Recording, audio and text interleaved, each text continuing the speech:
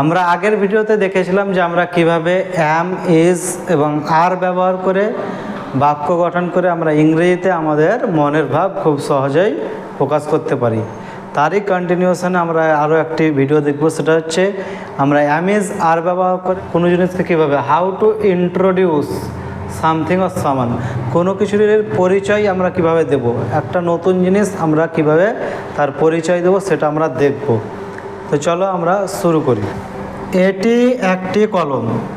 দেখবে যাদের বাড়িতে ছোট বাচ্চা আছে তারা যখন কোনো নতুন জিনিস দেখে তখন জিজ্ঞাসা করে এটা কি, এটা কি, ওটা কি, তখন আমরা এগুলোকে তাদের কাছে কী করি, পরিচয় করিয়ে দিই। এটাকে বলা হয় ইন্ট্রোডাকশান বা ইন্ট্রোডিউস করি। তো দেখো আমরা কিভাবে এটা বলি, এটি একটি কলম। তো এটির জন্য আমরা ইট বা দিস ব্যবহার করতে পারি। তো আমরা ইট দিয়েই দেখবো এখন। এটির জন্য আমরা কি বলতে পারি, এটি, তাহলে ইট। এবং এটি কি, আমরা এটার বর্ণনা দিচ্ছি, কোনো একটা জিনিসের বর্ণনা বা অবস্থা বোঝাচ্ছি। তাহলে আমরা বলেছি আগে যে কোনো জিনিসের বর্ণনা দেওয়ার জন্য আমরা কী ব্যবহার করবো, অ্যাম, ইজ, আর। তাহলে এখানে ইটের পরে অ্যাম, ইজ, আরের মধ্যে কী হবে, আমরা আগে জেনেছিলাম যে একটির পরে কি হয়, একটি যদি থাকে তাহলে তারপরে হয় ইজ, একটি হলে কি হয় তারপরে হয় ইজ, একটির পরে হবে ইজ। তাহলে এখানে আমাদের কটি কলম আছে, একটি কলম। তাহলে একটি কলমের পরে কি হবে, একটির পরে হয় ইজ, একের পরে হয় ইজ। তাহলে ইট, তারপরে হবে ইজ, মানে এটি হয় বা এটা আমরা এটার বর্ণনা দিচ্ছি। তাহলে ইট ইজ কি, একটি pen, a pen, it is a pen. অনুরূপ আমরা বলতে পারি যে এটি একটি বাঘ। তাহলে এটা আমরা কীভাবে বলবো, এটি একটি বাঘ।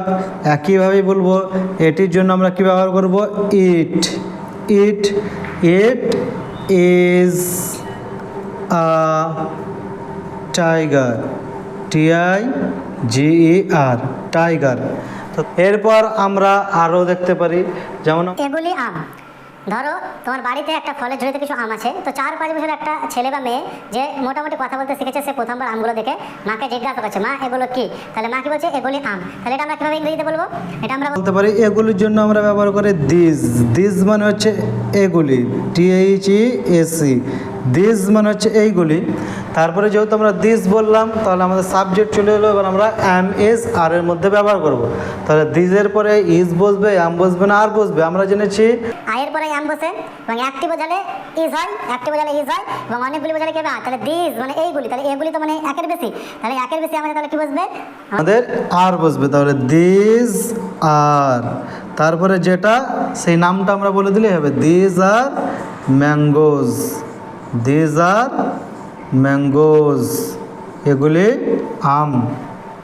আমরা দেখলাম কয়েকটি মানে বস্তুর ক্ষেত্রে দেখলাম। এবার আমরা দেখবো আমাদের আত্মীয় স্বজন, বন্ধু বান্ধবদের সঙ্গে আমাদের পরিচিতদের কীভাবে আমরা পরিচয় করে দিতে পারি। দেখো, ধরো তুমি একটা তোমার বান্ধবীর বিয়েতে গেছো, সঙ্গে তোমার বোনকে নিয়ে গেছো। তো তোমার বোন প্রথম যাচ্ছে, কেউ চিনে না। তো সেখানে তোমার আরও বাকি যে বান্ধবী আছে তাদের সঙ্গে তোমার বোনের পরিচয় করে দেবে। তো কীভাবে করতে পারো, যে বলতে পারো সে আমার বোন।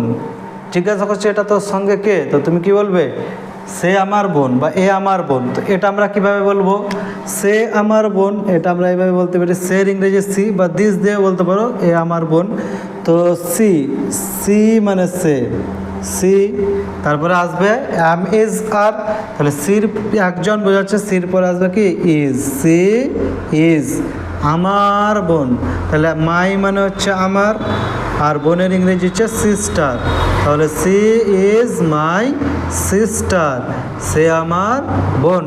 বা এটা আমাদের স্পোকেন ইংলিশ বলার ক্ষেত্রে এইভাবে বলা হয়ে থাকে, দিস ইজ মাই সিস্টার, এ আমার বোন। তো আশা করি বুঝতে পেরেছো। তোমাদের এক্সারসাইজ থাকছে যে তোমরা বলবে ইনি আমার মা, ইনি আমার মা। এটা ইংরেজিতে কী হবে, বা তিনি। এখানে তোমরা সি ব্যবহার করতে পারো। আর একটা বলো যে এটি একটি বই, কমেন্ট করে জানাবে।